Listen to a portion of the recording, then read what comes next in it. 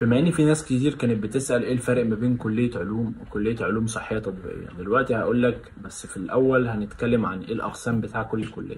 اول حاجة كلية علوم بيكون عندك حاجة من الاتنين، لو انت علم علوم او انت علم رياضة. لو انت علم علوم بيكون عندك كيمياء حيوي، ميكروبيولوجي، قسم نبات، علم الحيوان، علم الحشرات، بيكون عندك جيولوجيا. وكل الأقسام اللي قلت عليها دي بيكون مزدوج مع كيمياء.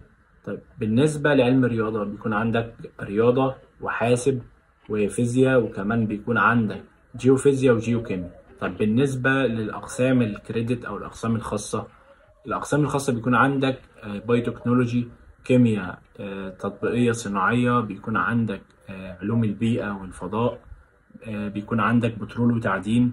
والأسعار بتاعتها تقريبا بتبقى في رينج 20,000، بس ده بيختلف من الجامعة للتانية.